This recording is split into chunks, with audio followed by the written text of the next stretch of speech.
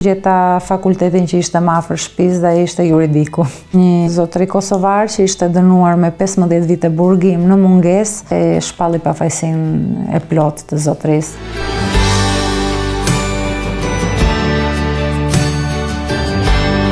Unë kam ardhur në Itali në 3 shtator të vitit 2001. Mbasi mbarova studimet e mesme në Shqipëri për gjuhë të huaja në Elbasan, ku jetoja, vendosa të transferohesha në Itali për të ndjekur studimet e larta.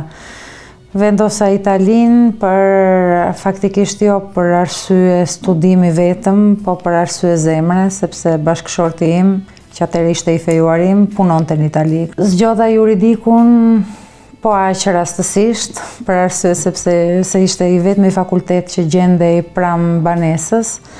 Sot e kësaj dite në Itali mund të lëvizësh nga veriu ekstrem në jugun ekstrem të Italisë brenda gjysmëdite, po në 2001 transportet nuk ishin në këtë nivel që janë sot, kështu që të shkoje në universitet ditë për ditë në një qytet tjetër ishte e vështirë, kështu që gjeta fakultetin që ishte më afër shtëpisë dhe ishte juridiku. Dhe kështu fillova studimin juridik. Fillimisht në jug të Italisë, jetonim atje studiova, mbylla studimet universitare siç i thonë në Shqipëri, bachelor dhe pastaj master.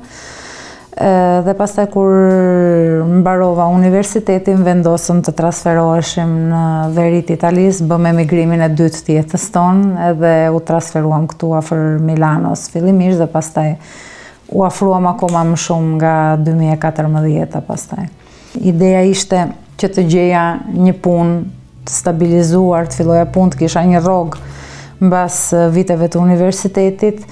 Dhe ashtu kërkova zyra avokatie që ishin në kërkim të asistent avokatëve, gjeta zyrën time të parë në Lodi, që është një qytet këtu afër Milanos. Fillova atje, pastaj një herë që u futa në atë rrugë, sikur nuk shikoja pastaj profesion tjetër. Dhe kështu pastaj mbas praktikës, periudhës provimeve të shtetit e tjerë dhe një ditë u bëra avokate. Vendosëm me bashkëshortin dhe me mbështetjen e tij të bënim dhe një herë atë hedhjen nga humnera, siç e kishim bërë disa herë gjatë jetës, të hapja zyrën time. Me pak lekë të merrja një dhomë me qera, qofte edhe një tavolinë në zyrën e dikujt tjetër dhe të filloja të merresha me klientët e mi. Dhe kështu bara kanë filluar, domethënë ata ambientin e mora me qera në maj të 2019-s. Pastaj nga në 2020 kalova në një zyrë tjetër, edhe pse ishte një çik e vështirë periudha sepse shpërtheu pastaj pandemia e Covidit, ishte periudhë pak e vështirë, por sidoqoftë kalova në një zyrë tjetër pakës më të madhe, nga ajo pastaj atje fillova të kem bashkëpunëtorët e parë, fillimisht me bashkëpunim në shkrimin thjesht të akteve, pastaj një bashkëpunëtore që e kisha 3 ditë në javë. Para 3 vjetësh, pastaj filloi të punoj me mua kolegja Liza Karela, që është avokate. Ajo është në zyrë prej 3 vjetësh, ndërkohë që ju shtua para një viti e gjysmë edhe një asistent avokate zyrës tonë, plus edhe bashkëshorti që ndjek pjesën administrative edhe praktikat e vogla të emigracionit. Përqafon pak a shumë të gjitha fushat e drejtësisë. Merremi si me të drejtën civile, si me të drejtën penale dhe me të drejtën e emigracionit. Siç po të thosha që parë, ne avokatët me origjinë të huaj, të drejtën e emigracionit e kemi një çik di default, si thon këtu, në kuptimin është një lëndë që e kemi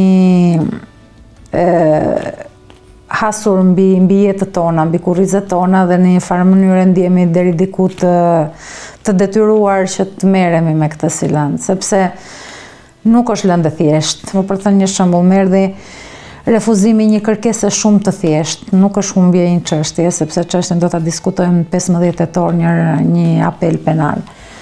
Po i kërkova gjykatës apelit të jepte autorizim klientit tim nga arresti shtëpisë të dalë për të ardhur në zyrën time.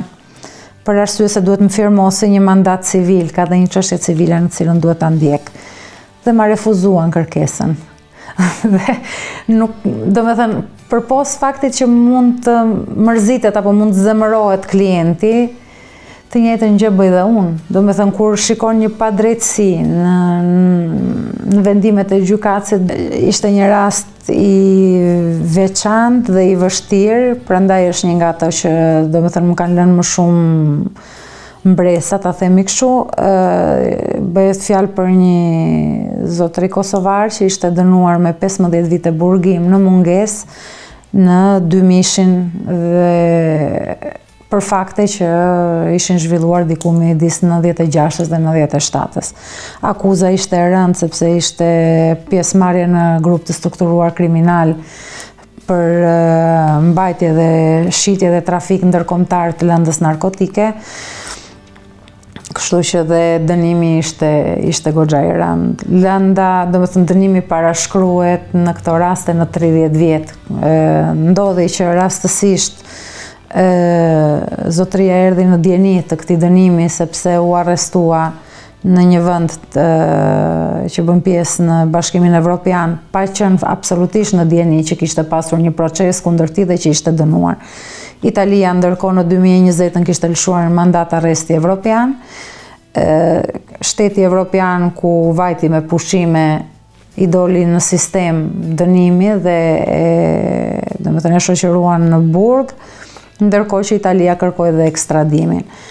Gjën e parë që bëm ishte të verifikonim pikërisht nëse zotëria kishte pasur ndonjëherë dieni për zhvillimin e procesit dhe zbuluam që jo, duke zbuluar pastaj që nuk ishte pasur absolutisht dieni për zhvillimin e procesit, i kërkuam gjykatës që e kishte dënuar të na rivinte në afat për të paraqitur apelin, sepse askush nuk ishte paraqitur ankimim kundrejt atij vendimi.